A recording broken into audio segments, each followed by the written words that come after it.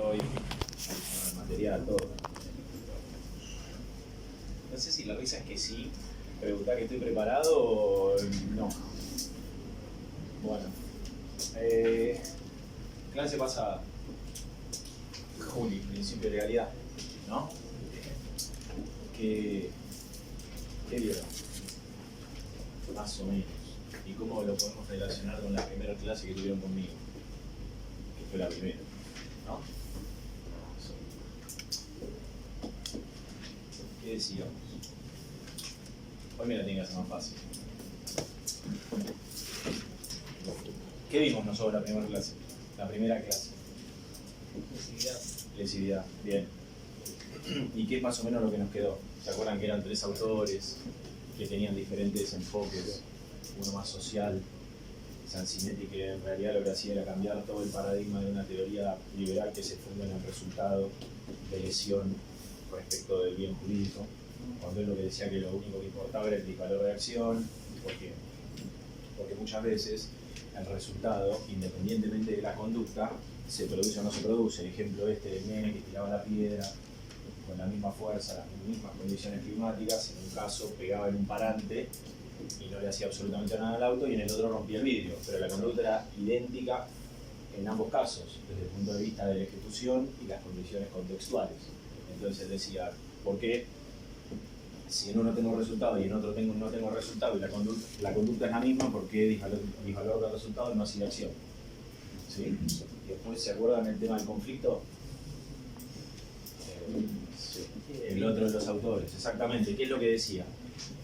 Que el Estado siempre intervenía en conflictos entre dos partes, en las cuales siempre había una víctima, en las cuales había intereses contrapuestos, y lo que tenía que hacer el Estado era ponderar.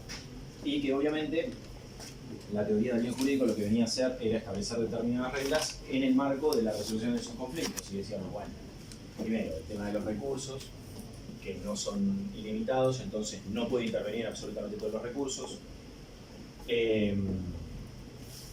Además, que el Estado no podía utilizar el poder punitivo para robustecer la autoridad, ¿sí? Que no podía crear conflictos, que si no había una víctima, él no podía interceder. Y además que había determinados conflictos en los cuales excedía su ámbito de aplicación, como ser los familiares, ¿sí? Ahí lo dejé yo. ¿Y después qué vino? Yo no vine a clase pasada, usted sí. Principio de legalidad. ¿Qué decía el principio de legalidad? ¿Qué establecía? ¿Qué vieron? Seguramente deben haber visto todo el tema de estricta legalidad, mera legalidad. Bien. ¿A qué apuntaba eso? En definitiva, apunta a limitar el poder punitivo del Estado, enmarcándolo en una ley. Bien. En un principio. Bien. Entonces, si nosotros tuviéramos que buscar un hilo conductor entre las dos clases, era que se tratan de dos principios de raigambre constitucional que tienen por objeto ¿qué cosa? Limitar el poder punitivo del Estado. Está bien, ¿de qué manera? ¿Por qué? ¿Por qué decimos que lo limita? Tipo, limita su accionar con las leyes. O sea, Exactamente. pone un límite, un marco en el cual puede manejarse. Leyéndote un poco la mente, es porque precisamente la formulación de estos principios lo que hace es reducir o circunscribir en algún punto cuál es el ámbito de aplicación del poder punitivo. Es decir, lo que respecta al principio de legalidad podrá ser susceptible, bajo determinadas condiciones, de aplicación del poder punitivo por parte del Estado. Todo lo que esté por fuera, precisamente no.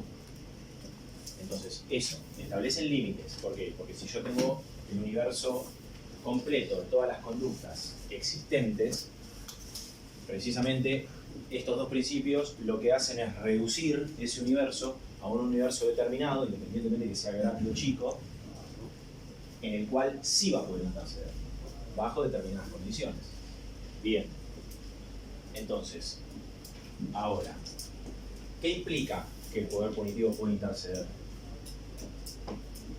¿Qué significa aplicar el poder punitivo?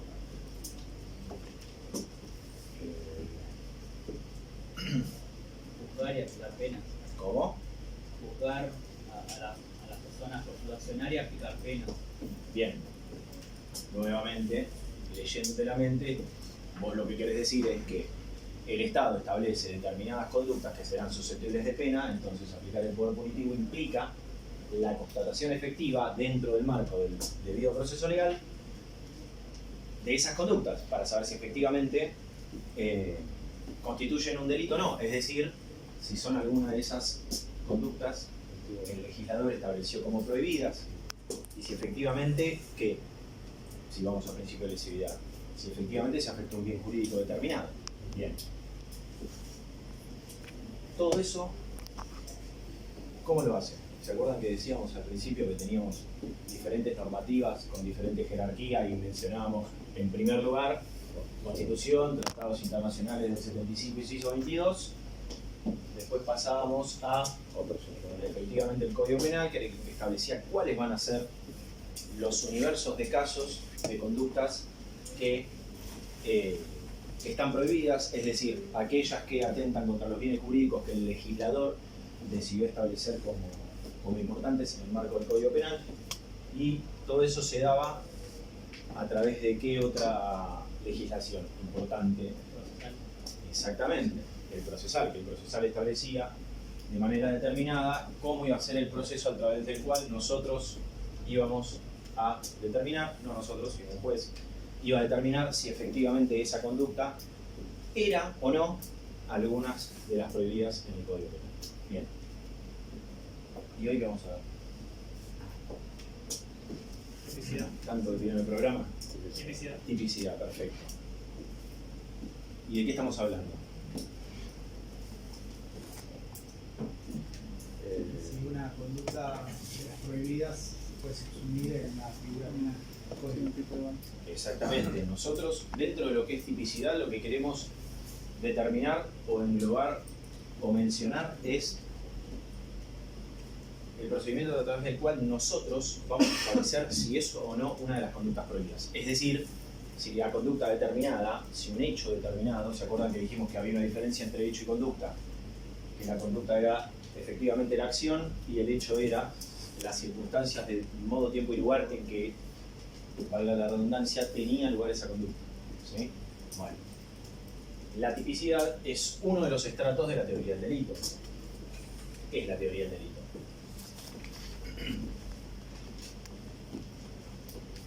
¿Dónde está establecida la teoría del delito? ¿En el Código Procesal? ¿En el Código Penal? Exactamente, es una construcción doctrinaria que ¿qué objeto o fin tiene? También determina su injusto penal y después su culpabilidad y sin reprochar. Perfecto. ¿Y eso por qué? Primero un injusto penal y después un delito. Primero vemos si se constata la conducta, la tipicidad y la antijuricidad. Hasta ahí tenemos el tiempo. Acción, tipicidad, antijuridicidad, podríamos estar en condiciones de asegurar que ahí estamos en presencia de un ilícito, un injusto penal. Y después analizamos el otro estrato que nos queda, que es la culpabilidad, para establecer si efectivamente constituye delito o no. Bien. Efectivamente es eso. Nosotros, ¿qué es lo que vamos a ver hoy? Tipicidad. Es decir, vamos a pasar por acción y vamos a pasar por tipicidad. ¿Sí? Antijuricidad y culpabilidad, otra cosa a los efectos de esta clase. ¿Bien? Sí. La otra vez me dijeron que la mayoría había hecho teoría del delito, ¿no? Por lo cual, si yo les pregunto cómo definirían el estrato de la acción, o sea, yo me tendría que sentar ahí y cualquiera de ustedes podría venir acá, ¿no? ¿Qué es acción? Conducta humana. Bien, perfecto. Hay algo más ¿Voluntaria? y voluntaria. Bien. Que se exterioriza, obviamente. ¿Cómo? Que se exterioriza, Se obviamente. exterioriza. Una conducta material con las características que dijo él. Perfecto. ¿Y qué conclusión podemos derivar nosotros de la definición que acabamos de hacer? Porque cada palabra tiene su fundamento y cada palabra tiene su consecuencia. Acción humana voluntaria. ¿Qué les sugiere? Excluye la involuntaria, excluye el pensamiento. Bien, en el momento que nosotros decimos voluntaria, estamos dejando por lado todo lo que tiene que ver con acto reflejo. ¿Sí? Bien. Y en el momento que decimos acción humana, Solamente solamente los humanos pueden cometer delitos. Otros animales, perros, inteligencia artificial. Pero estamos, claro, es una buena apreciación como para ubicarnos dentro. Nosotros estamos hablando de que la teoría del delito lo que hace es establecernos determinados estratos en los cuales nosotros tenemos que constatar determinadas circunstancias. ¿Para qué? Para ir avanzando, ¿sí? Es decir, ¿existe la posibilidad de que yo tenga una acción típica si no es una acción humana? No, exacto. De hecho, si yo no constato todos los elementos de la acción, o incluso al revés, constato que efectivamente fue un acto reflejo, ni siquiera continúo con el análisis. Ya está. Lo mismo pasa con la tipicidad, lo mismo pasa con la tipicidad. ¿Sí? Bien. Entonces, acción humana voluntaria. El humano es el único que está en condiciones de realizar conductas voluntarias. ¿Sí? ¿Por qué? Porque precisamente los animales actúan por instinto. Entonces, por eso lo dejamos por fuera. Bien. Supónganse que ya tenemos constatado que hay una acción. ¿Cómo seguimos? Analizar la tipicidad, la objetiva y después la subjetiva. Bien. ¿Qué implica analizar la tipicidad objetiva y subjetiva? ¿Qué les parece? Y la objetiva serían como los elementos fácticos del tipo penal, y la subjetiva sería como analizar la intención del autor. Es decir, la objetiva sería qué es lo que hizo, si la conducta, el acto en sí está dentro del tipo penal, por ejemplo matar o robar, es la acción, y si esa acción en sí constituye el tipo penal.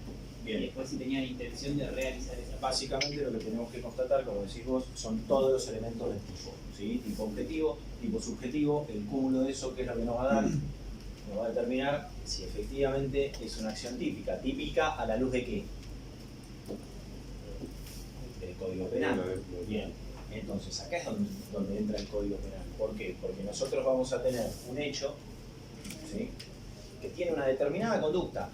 X, todavía no sabemos, no importa cuál sea el caso en particular, con un montón de circunstancias de tiempo, modo y lugar, ¿sí?, de cómo sucedió esa conducta, que claramente a los efectos del análisis son por demás importantes, ¿sí? Y por otro lado, tenemos la comparativa, el Código Penal. El Código Penal efectivamente establece el verbo típico y las circunstancias de acaecimiento de esa acción precisamente para ser considerada típica. Entonces, eso es lo que nosotros vamos a hacer. ¿Bien? Es decir, yo tengo la matriz y después tengo que ver el producto y pasarlo por esa matriz a ver si efectivamente coincide o no coincide. Y en su caso, si no coincide, ¿por qué? Ni hablar en el caso de que sí coincida. Más aún tenemos que justificarlo. ¿Sí? ¿Por qué? ¿Qué es lo que tiene la norma penal que explicamos la otra vez y que nosotros tenemos que prestar atención? ¿Cómo está construida la norma penal? A través de elementos normativos y descriptivos. Normativos y descriptivos, efectivamente. Entonces, nosotros tenemos que prestar atención. Primero, tenemos que desgranar el tipo penal en cuanto a los elementos normativos y descriptivos. ¿Para qué? Para después evaluar desde el punto de vista de la teoría del delito si efectivamente se constatan o no. ¿Bien? ¿Y qué cosas vamos a constatar nosotros en el tipo objetivo, que es el primero que vamos a ver? Acción, resultado. Acción, estamos en el otro estrato anterior que ya dijimos que era una acción. Porque era humano y voluntario. Y dejaba por fuera estos reflejos, acto involuntario. ¿Cómo? Bien, perfecto. ¿El sujeto activo qué es? La persona que realiza. La conducta. Bien, perfecto. ¿Qué es lo que pasa si yo en este momento lo agarro a él, lo tiro contra él y él muere? ¿Quién es el sujeto activo? ¿Por qué? Si él muere a causa del golpe propinado por él. Bien. Por el medio. ¿Por qué?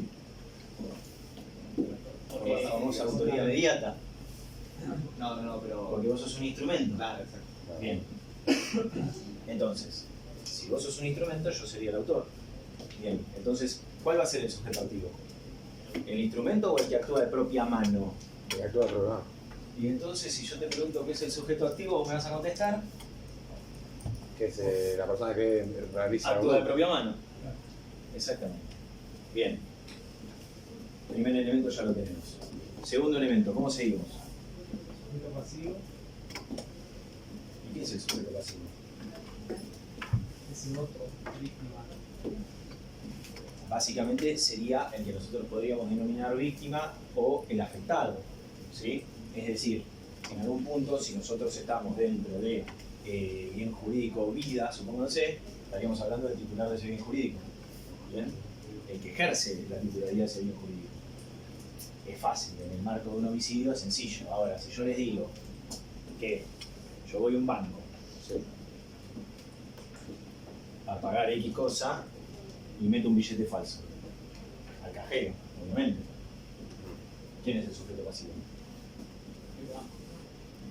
El banco. Pero O sea, no el cajero. ¿Por qué? El cajero es una máquina, o sea, el que se afecta por esa acción es el Cajero, banco. cajero, Automático. no cajero automático, Caja. cajero, cajero. El cajero de la caja. No, es lo mismo, sigue siendo el banco. ¿Por qué? Porque no afectas al cajero directamente, afectas al banco. Hagamos al revés. el dueño No son los bienes. ¿Dónde está la afectación? ¿De qué tipo es la afectación? En el área de Bárbaro. Con lo cual, nosotros podríamos clasificar que si hiciéramos todo el análisis que tenemos que hacer, esa conducta sería un delito, podríamos encuadrarlo sin mayor análisis en delitos contra la propiedad, ¿verdad? ¿Y quién detenta la propiedad en este caso? Exactamente, exactamente. Lógicamente, en la mayoría de los delitos es muy fácil, o sea, el sujeto pasivo lo escribís directamente porque surge fácil. Ahora, hay determinados delitos, como ser estos, que uno ya tiene que pensar. ¿Cuál es la idea de esto? Que no lo pongan de memoria. ¿Sí? ¿Por qué? Porque esto es precisamente lo que van a tener que hacer en el examen. ¿Sí? No teoría del delito. No teoría del delito. Pero lo que van a tener que hacer es un caso en particular en el cual nosotros les vamos a pedir que ustedes hagan un análisis de adecuación típica. ¿Sí? Por eso, de hecho, nosotros solo damos hasta tipicidad. Porque a los efectos de la materia lo que importa es que ustedes hagan una adecuación típica. Después no nos importa si es una conducta antijurídica o no. Es otra cosa. Ni hablar si es culpable o no. ¿Sí? Pero sí nos interesa que ustedes vean la tipicidad, porque es en la tipicidad donde uno tiene que analizar todos los elementos del tipo penal. Y los tipos penales es efectivamente la parte especial del derecho penal. ¿Bien? Entonces, este es el punto. Y ya para que lo vayan pensando así para el parcial. Deténganse a pensar, no pongan las cosas de memoria. ¿Sí? No pongan las cosas de memoria. Bien.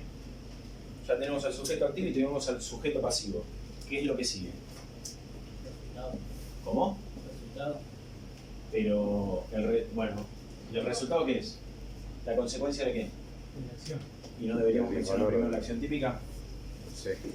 Bien. ¿La acción típica qué es?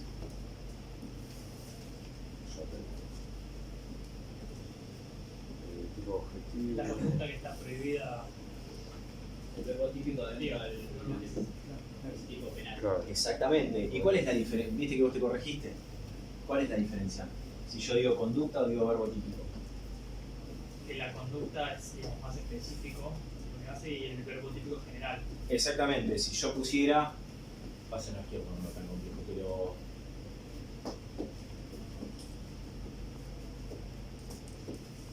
Si yo pusiera cualquiera de los delitos contra la administración pública, ¿no?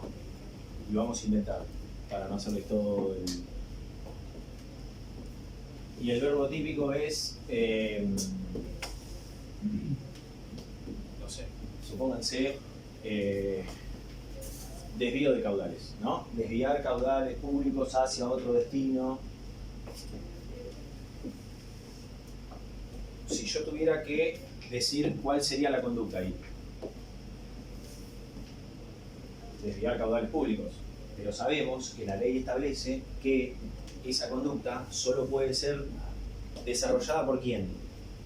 Funcionarios públicos. Exactamente. Entonces, si yo les pregunto verbo típico, ustedes me van a describir únicamente el verbo típico, perdón, si estamos hablando de la acción típica, únicamente me van a describir el verbo típico.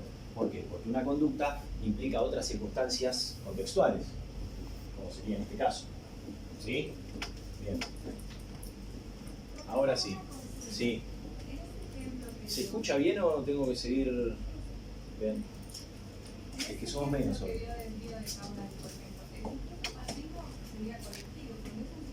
¿Sería qué? O sea, hay un bien jurídico colectivo que sería la sociedad que nos afectada, ¿no?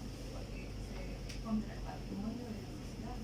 O sea, entonces, porque en el otro caso, cuando se hay un bien jurídico, ¿Alguien tiene el código?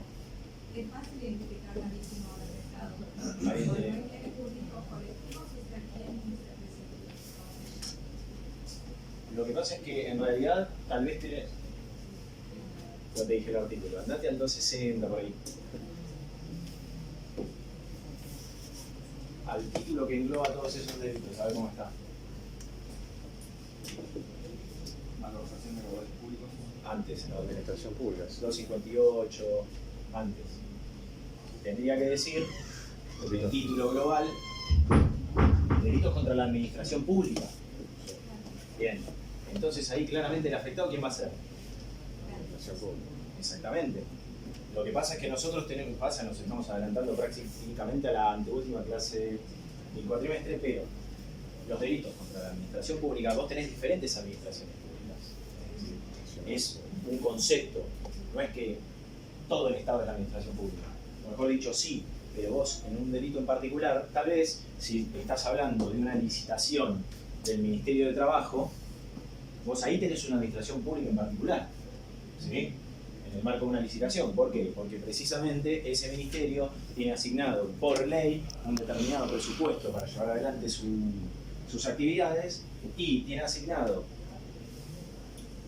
una partida determinada para un determinado fin, duplica, y lo que hace es precisamente a través de una resolución desviar el destino de ese dinero con otro fin. Después vamos a ver que son diferentes delitos si ese fin es incluso dentro de la administración pública.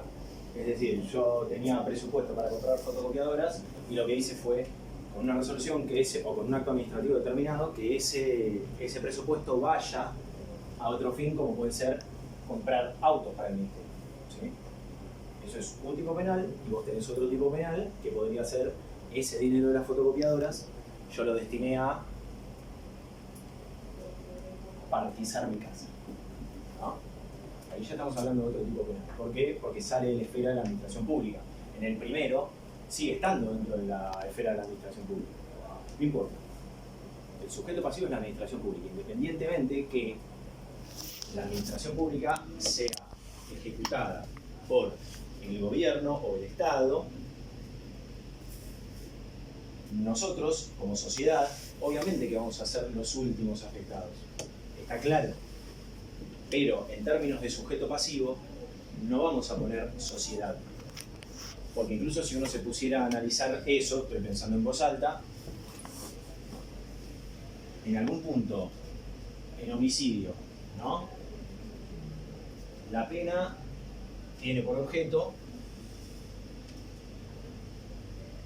de alguna forma, no subsanar, pero sino imponer esa determinada pena a alguien que llevó a cabo una de las conductas prohibidas. Y esa conducta prohibida es la que el legislador estableció como prohibida en función de evitar un determinado resultado, ¿no? ¿Y eso para qué? Si se produce ese resultado es porque efectivamente el Estado en algún punto no cumplió con su cometido. ¿Y ese cometido con qué objeto es? Es para la sociedad. Con lo cual ahí también yo te podría justificar que en cualquier delito la afectada es la sociedad. En este razonamiento jurídico. Claro, pero yo hice una materia con Torres y él nos enseñaba... Con Sergio. Sí. Sí. Él nos enseñaba a distinguir entre bienes jurídicos individuales, o sea, quien afectaba, y bienes jurídicos colectivos. Sí. Y a mí me quedó la duda, que ahora viéndolo de vuelta al tema, que viene que Sí. en casos, por ejemplo, contra el delito que usted decía, contra la administración pública, hay veces que se presenta la oficina anticorrupción como querellante, que hay funcionarios que son puestos por los mismos que se están teniendo. En ese caso, En representación de la sociedad, ¿quién se representa? ¿El defensor del pueblo? podría ser, pero ¿en qué tipo de delito? Bueno, el de administración pública está claro, porque la Oficina Anticorrupción, básicamente, por sus funciones, por la naturaleza de sus funciones, lo que persigue es precisamente instar acciones tendientes ¿a qué? A evitar que los funcionarios sean corrompidos y aquellos que se corrompieron tengan una determinada persecución penal, si se quiere. Entonces es por su naturaleza, no es que ellos van en representación de la sociedad. Es un organismo que tiene determinadas funciones, las cuales parte de ellas se circunscriben a ejecutar y a llevar adelante esas investigaciones. Es lo mismo que una procuraduría de la Fiscalía. La Procelac, la Protex, obviamente tienen una temática, la Procunar, tienen temáticas establecidas. Pero igual, a ver, puede ser. No sé si vamos a tener tanto escollo en este sentido respecto de la tipicidad, pero siempre vamos a poder poner que el último destinatario de la persecución penal es la sociedad. Para mí, por eso no la veo tan clara, pero puede ser que me esté equivocando, no sería nada nuevo. Sigamos. ¿Estamos para seguir? ¿Y ahora qué nos falta? Exactamente. ¿Y el resultado qué es? El daño mismo, podría decirse. El daño bien jurídico. ¿La consecuencia necesaria de la conducta? ¿Sí? Bien. Obviamente, nosotros ahí tenemos que distinguir todos los tipos penales y las clases de tipos penales. ¿Por qué?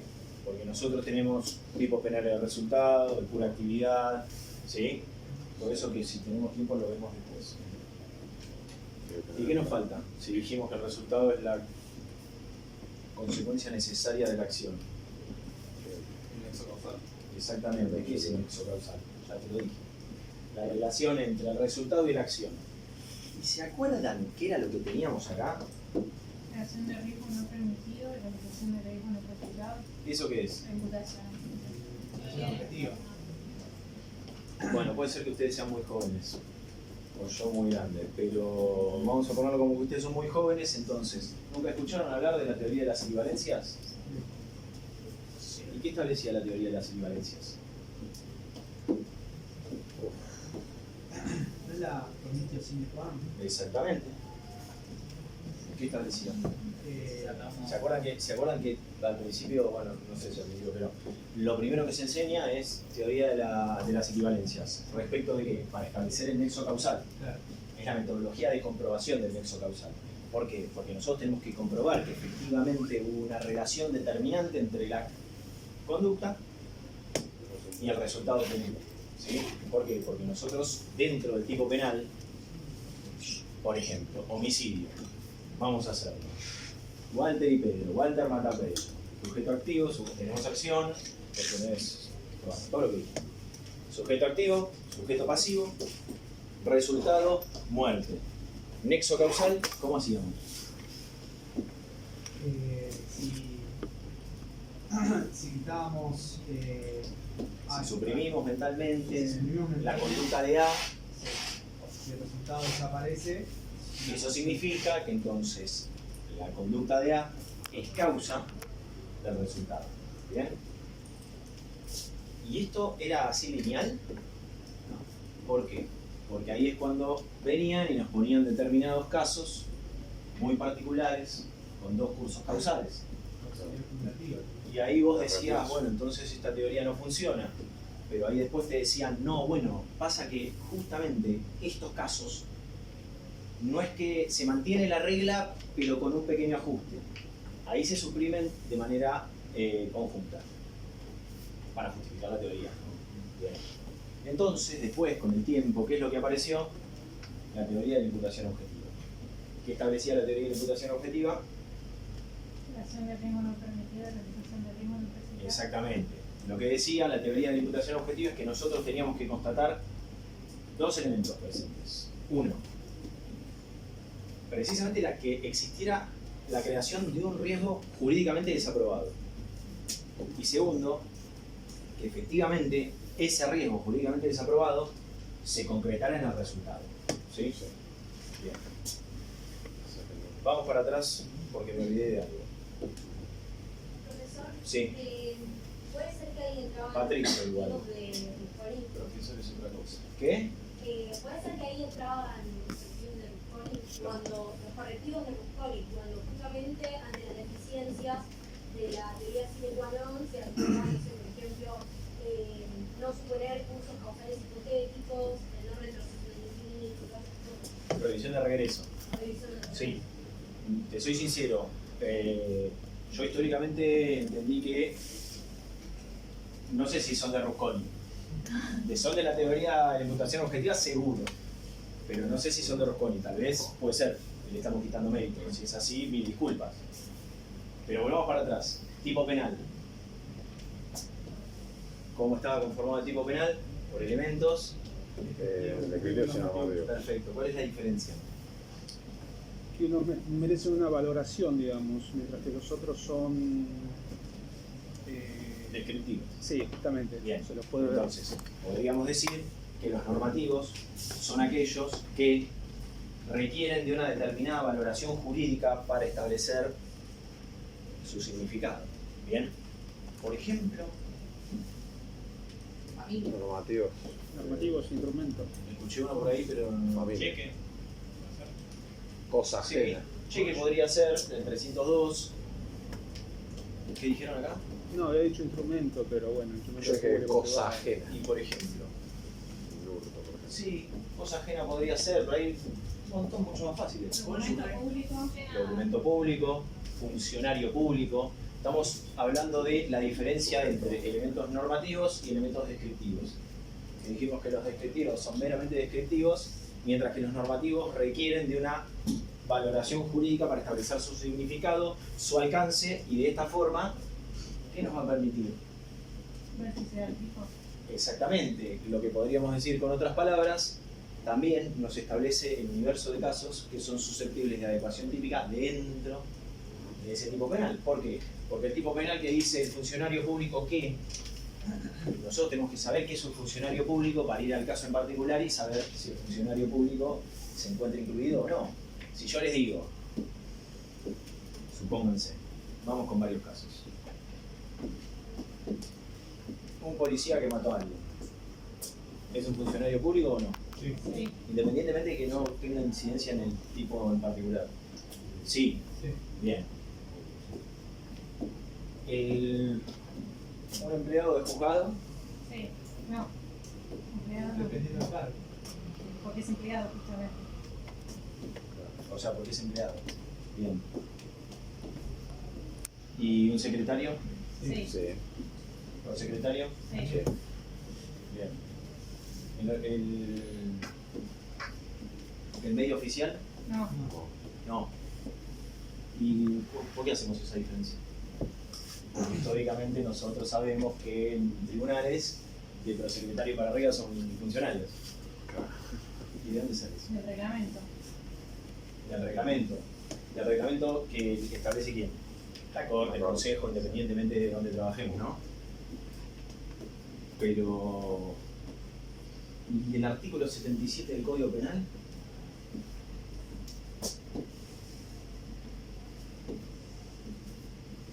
Porque, supónganse, o si salimos de la esfera del Poder Judicial, Sí. ¿cómo vamos a estar? ¿Por qué el policía es funcionario? Lo dice el reglamento de la policía. Claro. Significación de conceptos empleados en el código. Lo legal. Sí, sí, sí. Lo dice el Código Penal en la parte general. Para la inteligencia del texto de este código se tendrán presentes las siguientes reglas. Plazos a que este código se refiere, se un arreglo.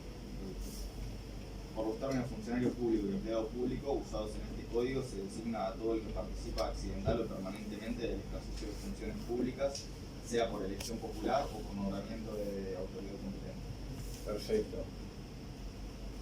Claro. Así que jefe de despacho, oficial, entran todos. Entran todos.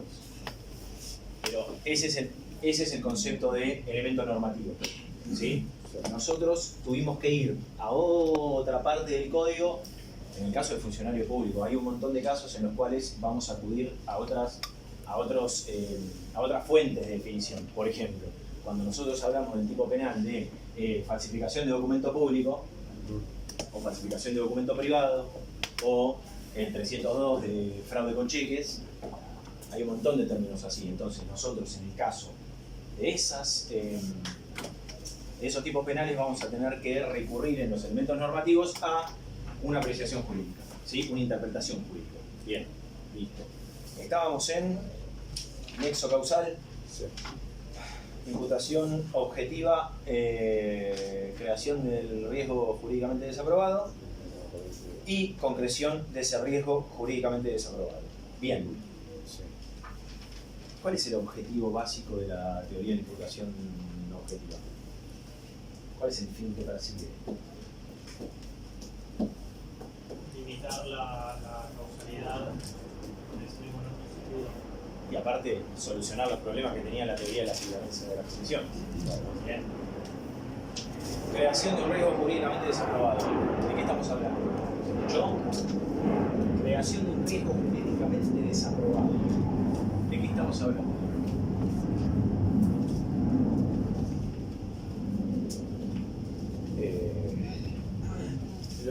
Pero no necesito una definición jurídica, es lo que a ustedes les salga, porque con eso lo vamos modificando y tal vez yo les hablo en términos demasiado técnicos y la definición de un compañero nos puede ayudar a, entre las dos.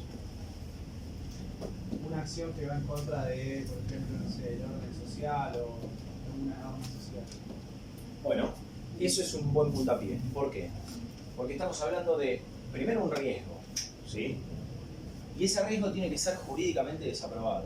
Jurídicamente desaprobado apunta a aquellos riesgos que son tolerables en el marco de la sociedad. ¿Sí? ¿Por qué? Porque todos los riesgos que vayan más allá de eso, ¿qué va a pasar? Técnicamente podrían ser susceptibles de persecución penal.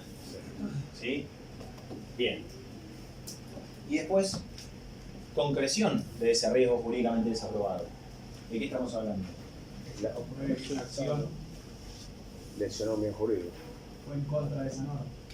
Exactamente. Bien. ¿Y qué teníamos que analizar? Ahora tenemos dos grupos, ¿no? O por lo menos dos pasos.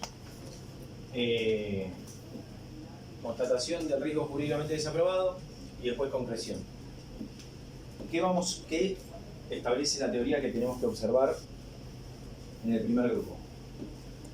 Si hay una regla positiva que apruebe la acción, ¿no? Riesgo. ¿En qué sentido? A ver. Digamos, había tres tipos de riesgos. Los de la regla positiva, los que afectaban una lex artis Sí. y comportamientos socialmente desaprobados. Exactamente.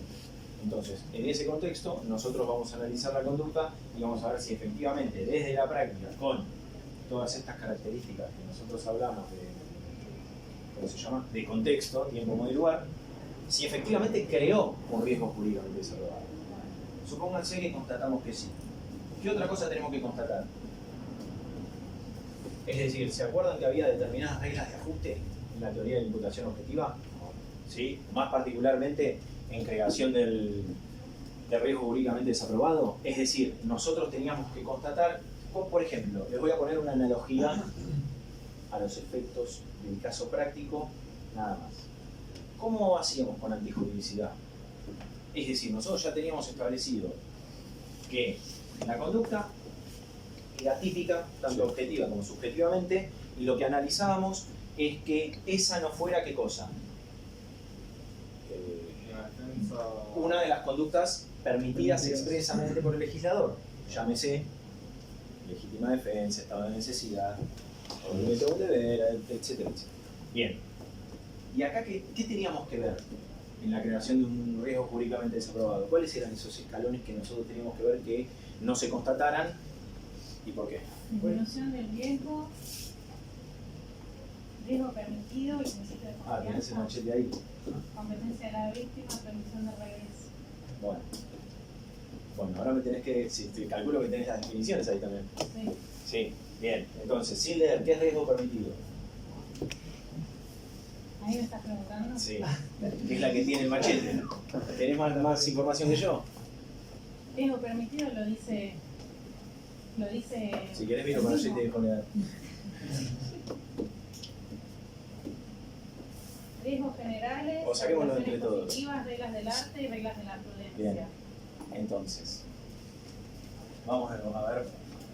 A mí no me gusta hacer esto, pero tal vez con los ejemplos es un poco más fácil. Pero a mí no me gustan los ejemplos porque obviamente ahí empiezan las manos y decir, ¿y qué pasa si? ¿Qué pasa si te empiezan a modificar? Y es otro caso. Es otro caso. Supónganse.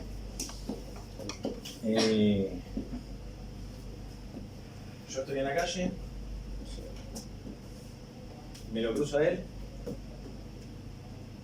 y le pego, ¿no? O sea, estamos hablando de le pego contundentemente, por ponerlo así. Bárbaro. Creo un riesgo jurídicamente desaprobado, le meto 5 piñas en la cara, lo más rápido posible, intentando que no se pueda defender. ¿Sí? Sí. Bien. Eso se ve en la calle. Si se da en un ring con un árbitro, Y no, ¿por qué? porque es el riesgo permitido. Exactamente, exactamente. Entonces, nosotros lo que tenemos que constatar no solo es la existencia de un riesgo jurídicamente desaprobado. Ese riesgo tiene que ser mayor al riesgo permitido. ¿Sí? Entonces, no es que nosotros con la sola conducta podemos justificar la creación de riesgo jurídicamente desaprobado. ¿Sí? Salvo determinados casos, es decir, no, incluso no. Voy y le pego un tiro y se me complica tratar de pensar en un determinado escenario en el cual eso no sea un riesgo jurídicamente desaprobado. Salvo que estemos hablando, no importa, por eso no quiero entrar en los casos. Sigamos. Bueno, riesgo permitido. La segunda, Disminución de un riesgo. esta es fácil. Y para evitar un riesgo, digo, Me falta una palabra ahí. Disminuís un riesgo que ya estaba generado. claro, Existente. sí. Bien. ¿A qué les hace acordar esto? Bueno, Rusconi da el ejemplo del chico que rompe una ventana y justo da la casualidad que había una intoxicación por monóxido de carbono dentro de la casa. Exactamente. Eso ¿qué es lo que pasa ahí? Y que está generando un daño, que es un delito del chico, pero al hacer eso está salvando a una persona que está adentro a punto de morirse por el monóxido. ¿Cuál era el riesgo inicial? Bueno, pero ahí hay todo un tema de si vale cuando la persona es consciente del riesgo o no. No, por eso, no nos metamos con eso. Vamos a hacerlo descriptivo. ¿Había un riesgo existente? Sí, ¿Cuál era? estaban viendo el secreto de ella. Supongamos que sabía. Supongamos que sabía. Y precisamente se está intoxicando. Entonces, ¿qué hace? Lo agarra, hace así y rompe la ventana con el pibe, ¿no? Supónganse. Consecuencia, lesiones, ¿no? Pero se iba a morir, está constatado que se iba a morir. ¿Creen un riesgo? Sí. Sí. ¿Ese riesgo aumenta? No. Disminuye. ¿Por qué? ¿Y cómo vamos a establecer que disminuye? Porque estamos haciendo una ponderación, nosotros, en función de la situación en particular. Bárbaro. ¿Y dónde? ¿En qué? ¿En cuál hacíamos ponderación nosotros? El estado de necesidad. Exactamente. Exactamente. ¿Y cuál es la diferencia con eso? ¿Qué cosa? El riesgo creado es distinto. Es un poco más general y más fácil. Se actúa para evitar un mal mayor. Eso está claro y se dan los dos casos. ¿Se afecta un tercero en el estado de necesidad? O sea, los bienes jurídicos. En este caso, las En lesiones. realidad la diferencia es que nosotros, en términos de teoría del delito, lo estaríamos sacando ¿en dónde?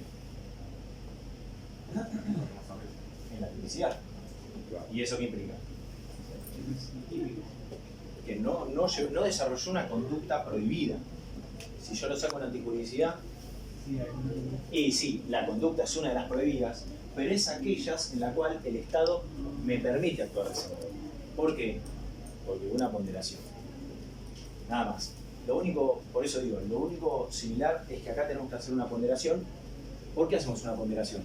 Porque precisamente había un riesgo existente y nosotros introdujimos otro, con la diferencia de que la consecuencia de ese riesgo que nosotros introdujimos no disminuye, ¿sí? Ergo consecuencia, vamos a decir que no hay un riesgo jurídicamente desaprobado en los términos de la imputación objetiva, ¿sí? Bien. O sea, la misma consecuencia que riesgo permitido, pero otro grupo de categorías. ¿Qué otro teníamos? Principio de confianza. Principio de confianza. ¿Qué es principio de confianza? Normalmente se dan donde se dividen tareas, donde se permite confiar en la otra persona, siempre y cuando la persona esté capacitada para eso. Por ejemplo, un cirujano que confía en el instrumentista que desinfectó la aguja que va a usar el propio cirujano. Bien. ¿Va por ahí? Ahora, te pregunto, otra vez caso. Yo voy por la calle, tengo un auto delante. Al auto le está cambiando la... Está llegando a la esquina, con el semáforo en rojo. Yo acelero a 100 km por hora, ¿no? Básicamente, ahí ¿dónde estaría el principio de confianza? En que efectivamente esta persona va a frenar, porque hay un semáforo, tiene que frenar, ¿sí? Indefectiblemente. Entonces, esto lo que implica es que puede haber un principio de confianza derivado de las situaciones coyunturales, ¿sí? Es decir, no necesariamente tiene que ser en el marco de lo que sería la otra categoría, que es la que describís vos, un médico, por ejemplo, en el cual el típico caso, no sé, pasaba una gasa y le pasan un bisturí, tac, ¿sí? Ahora, ahí hay un principio de confianza, ¿por qué? Porque hay una división de roles, ¿sí? Y uno actúa en función de que confía que la otra persona va a desarrollar de manera adecuada su rol, ¿sí? ¿Y cuál es el elemento de corte? Es decir, ¿es una regla? O sea, básicamente me pasó una gasa, yo hice así porque estaba justificado. No, me acuerdo de un ejemplo de si le daba un bisturí con el que había cortado la pizza. Bueno. Y le da bisturí con mozzarella Sí, y el tipo corta igual y se infecta. Digo, más allá del principio de confianza, podía ver tranquilamente que había mozzarella en el bisturí. Sí, sí. No tiene que haber indicios o alguna cosa que te haga saber que no tenés que tener confianza en esa persona. Exactamente. Borracho, claro. Exactamente, o sea, yo me puedo justificar en el principio de confianza para el caso de que no exista ninguna posibilidad de yo intuir, suponer o percibir que efectivamente esa persona no iba a desarrollar de manera adecuada su rol, ¿sí?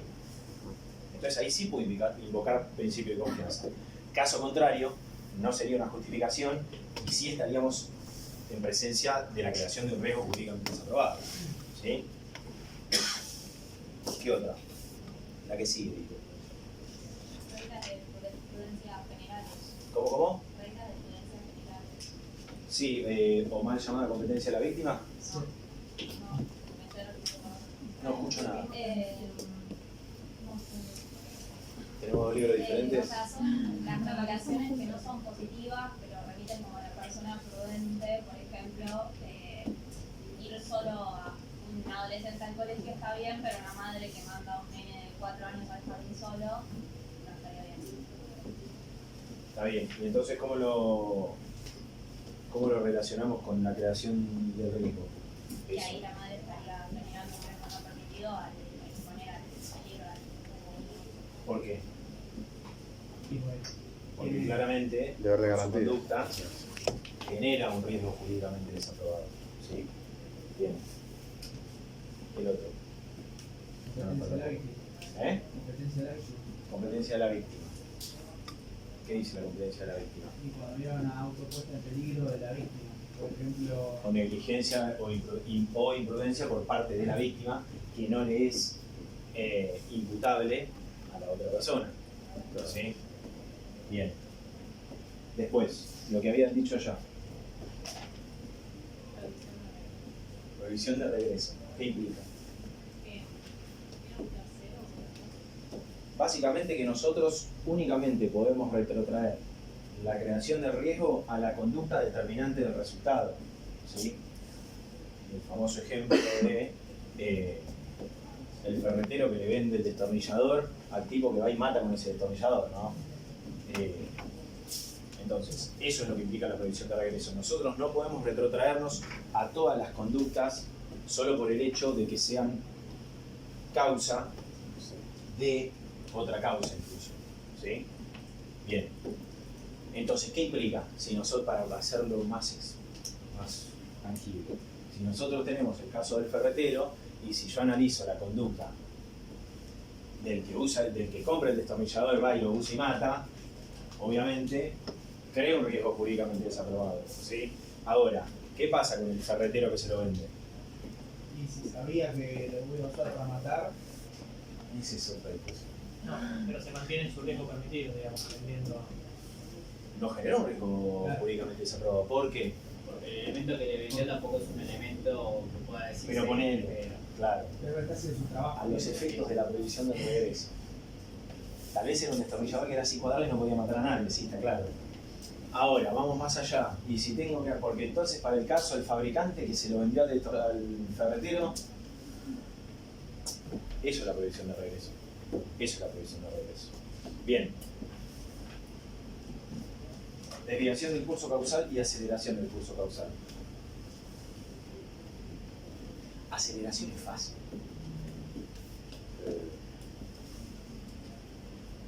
Aceleración. Cuando adelantás el resultado. Exactamente. Exactamente. ¿Y crea un riesgo jurídicamente desaprobado? Sí. ¿Y se concreta en el resultado? Sí. Sí. Bien. ¿Por qué? Nosotros no podemos... Pasa que esto ya estamos dentro del grupo de la segunda parte, la concreción de ese riesgo jurídicamente desaprobado. ¿Sí?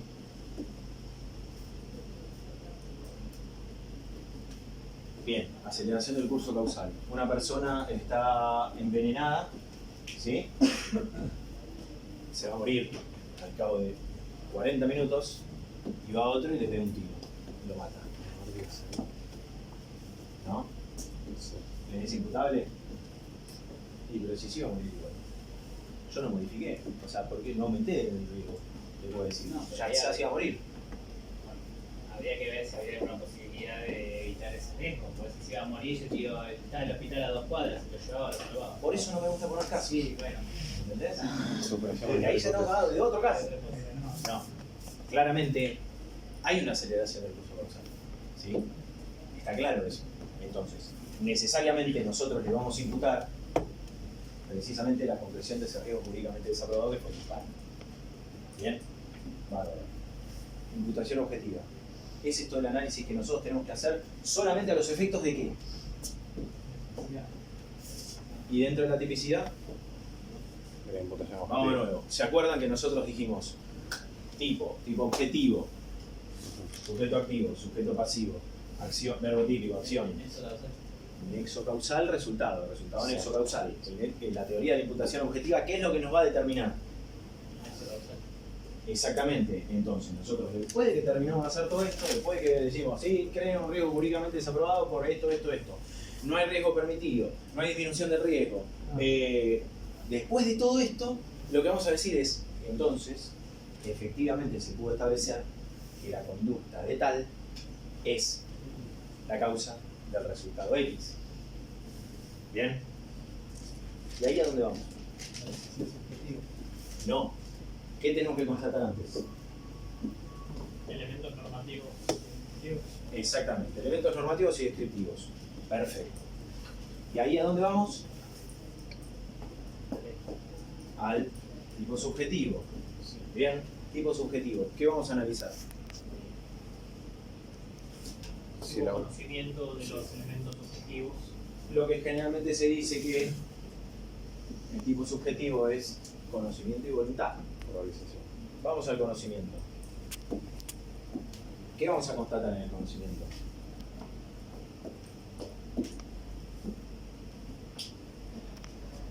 ¿Qué es lo que tenemos que El poner? conocimiento de los elementos subjetivos. Exactamente, que la persona efectivamente conocía todos los elementos típicos de la conducta, ¿sí? Bien. ¿Y si no los conocía? Si el tipo lo permite, le puedes imputar alguna imprudencia si, digamos, debió conocerlo. Porque eso se llama error de tipo. Error de tipo.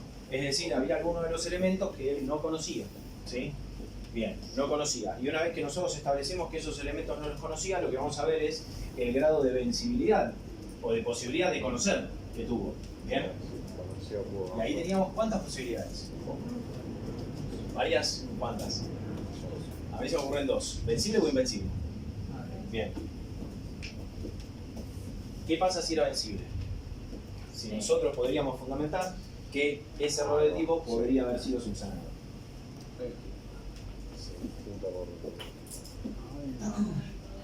Se imputa el tipo culposo. Entonces, podríamos decir que elimina el dolo, subsiste la culpa. Claro, si es que está Siempre que nosotros tengamos un tipo penal de culpa. Claro. ¿Por qué? ¿Qué pasa si yo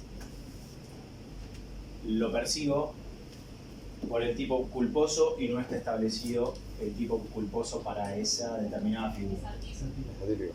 Exacto. No, yo lo estoy persiguiendo. Pero ¿qué implicaría esto? Está bien, bárbaro, no tengo tipo culposo, pero yo le imputo al tipo culposo de Dani. No existe. No, está claro que no existe. No, ¿Qué vas a perseguir? o sea, estoy yendo en contra de qué. Ah, ahí está. Bien. Entonces, ya sabemos los errores de tipo en función de los elementos del tipo penal. ¿Qué otros errores podríamos tener la posibilidad de que sucedieran y que nosotros tenemos que analizar? Ya sea positivo o negativamente. Error sobre. ¿Cómo? De revisar. Yo sigo en la tipicidad. No, error sobre el objeto, Bien. error en la persona. Que sería el error en el golpe. Sí. Error en la persona. Bien. Tipo permisivo. Y uno más. El dolus generalis. Bien. ¿Qué implica cada uno? Error en la persona. Que se equivocó de persona a la que le quería hacer un daño o el tipo.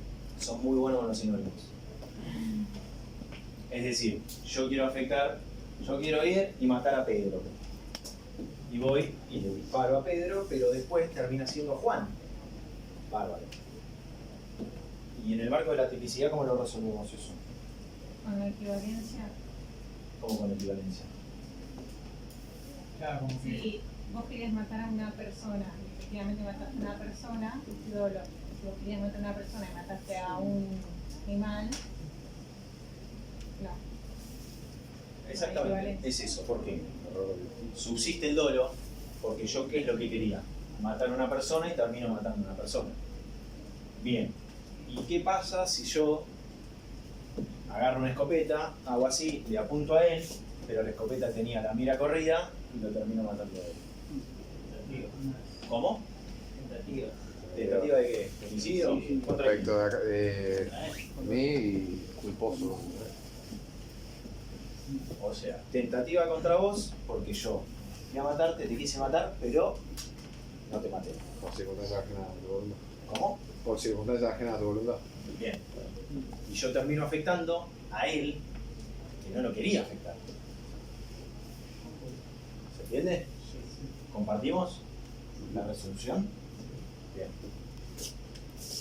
Dolo general, dolus generalis, que es el tercero de los errores que podemos tener en el mixto causal. El autor no sabe qué acto termina siendo el resultado. Por ejemplo, Exactamente. si lo mata, no muere, pero sí muere por haber enterrado el cadáver, porque no estaba, en realidad no era un cadáver. Exactamente. O incluso, otro ejemplo es, vos lo querías matar, lo tiraste al río para que se ahogara, y en realidad se la dio contra una piedra, lo desnucaste.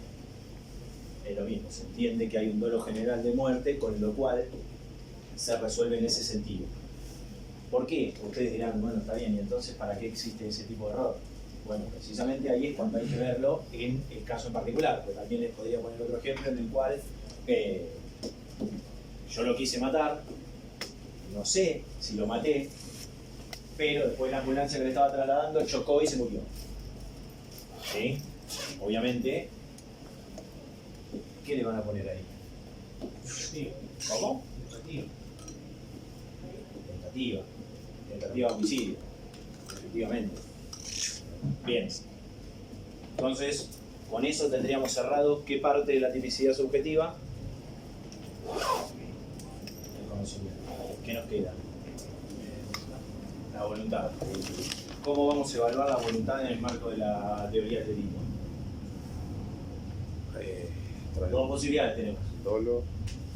O culpa. O culpa. Bien. Si vamos al dolo, ¿qué tipos de dolo tenemos? Dolo directo y eventual. Bien. Dolo directo. No quiero hacerle daño a esa persona que le hice daño. El autor quiere desarrollar la conducta en los términos que la desarrolla, ¿sí? Y quiere afectar el objeto, pónganle, a través de su conducta. Y efectivamente esa conducta se materializa en el resultado, cosa que además ya constatamos anteriormente. Dolo indirecto. El autor no tiene, no es objetivo que se produzca resultados, pero sabe que lleva a cabo cada acción en resultados. Exactamente, lo cual está vinculado mayormente con ¿qué? Con los medios empleados. Claro, daño colateral. El famoso ejemplo de, no sé, yo quiero matar a alguien que viaja en un determinado avión, entonces voy y pongo una bomba en el avión. Claro. ¿Tengo dolo directo? Sí, para la persona que quería Claro. matar y directo para Directo para el resto de los. ¿Comparten? Sí. Exactamente. Y ahora el más controversial, el dolo eventual. Cuando con la acción te representas que puede suceder el resultado y sin embargo lo haces igual. Exactamente. Es decir, yo desarrollo la conducta voluntariamente y me represento la posibilidad de acaecimiento de ese resultado, pero aún así sigo con mi conducta en la creencia de que no se va a realizar. ¿Bien? ¿Y después qué tenemos? Elementos subjetivos distintos del dolo. La culpa. ¿Culpa qué opciones tenemos? Ya hice representación. Diferencia. ¿Cómo? Imprudencia. Imprudencia, negligencia o error en el arte vendrían a ser las categorías del Código Penal para definir a los tipos culposos. ¿Por qué? Porque los tipos culposos directamente en la redacción apuntan a una imprudencia o negligencia por parte del sujeto activo. ¿Por qué? Porque no puede establecer en su redacción la voluntad de, como sí sucede, por ejemplo, en el de homicidio. ¿Cómo es el de homicidio? El que mataría a otro. Ya tiene implícita la voluntad, por eso es un delito de dolo directo. ¿Sí? Bien. Bien. ¿Por qué? Porque aparte para el homicidio culposo tenemos un artículo. ¿Sí? Bueno. Culpa con representación o sin representación. Esto siempre hablando dentro del estrato de la teoría del delito. Es lo que les digo. Vamos de nuevo. Por ejemplo, para que lo tengan claro. Por eso es pertinente la pregunta.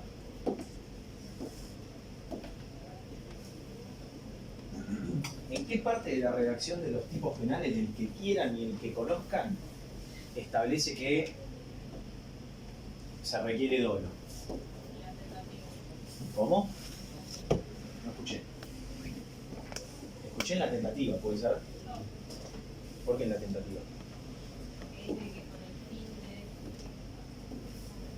No me acuerdo la artículo, pero sé que dice que con el fin de. Claro, pero si es con el fin de y lo realiza y lo consuma, ¿por qué sería tentativa? ¿Y por qué dolo? Por circunstancias ajenas a la voluntad. Creo que era por eso. Es por eso que como la tentativa implica que él quería, pero por circunstancias ajenas a su voluntad no se concreta, ¿cómo vamos a hablar de dolo si son circunstancias ajenas a su voluntad? Lo que les quiero separar es que el código establece intrínsecamente si son tipos dolosos o tipos culposos, ¿sí? Pero no lo establece expresamente, porque incluso hay variantes. Dentro del tipo penal de homicidio tenemos homicidio culposo y homicidio doloso, ¿sí? Las palabras dolo y culpa lo único que hacen es describir cuál fue, en el caso en particular, la voluntad de la gente, ¿sí? Nada más. Es decir, si no tuvo voluntad, ya entramos dentro de la esfera de la culpa, y si tuvo voluntad, estamos frente al dolo. Después analizamos qué tipo de culpa y qué tipo de dolo. ¿Sí? Bárbaro. Listo. Constatamos la voluntad, el conocimiento, todo. Entonces, estamos en condiciones de decir que La conducta es típica. la conducta es típica. Bien, tanto objetiva como subjetivamente. Obviamente dando por sentado que pasamos todos los estratos, todas las particularidades estas de análisis que tuvimos. Bárbaro. Después vamos a ir a la antijuridicidad y después vamos a ir a la culpabilidad. ¿Se acuerdan que el otro día dijimos cuál era la diferencia entre error de tipo y error de provisión? ¿Dónde está el video?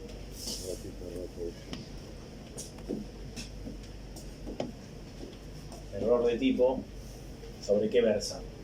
Sobre los presupuestos objetivos de la tipicidad. Sobre el conocimiento de los presupuestos objetivos de la tipicidad. ¿Y el error de previsión? Sobre el conocimiento de la judicial. De la ilicitud. De la ilicitud. ¿Por qué? Porque nosotros lo que decíamos es que acción típica y antijurídica constituía, y si yo le agrego la culpabilidad, el delito. Exactamente.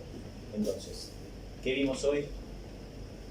Dentro de la tipicidad, acción, tipo objetivo, tipo subjetivo. Dentro del tipo objetivo, el conocimiento de los elementos, ¿sí? Además, la constatación del nexo causal a través de la teoría de la imputación objetiva, con sus ajustes en sus dos variantes de creación de riesgo jurídicamente desaprobado y concreción de ese riesgo jurídicamente desaprobado. Después vimos todos los errores que nosotros tenemos que acreditar que no acaecieron para poder justificar que es una acción típica. Y después pasamos al tipo subjetivo, donde vamos a analizar la voluntad, ya sea dolo o sea culpa. ¿Estamos ok? Sí. Bien. Vayan tranquilos. Ya la clase que viene, entiendo que eso me sirve. Sí. ¿Alguien necesita?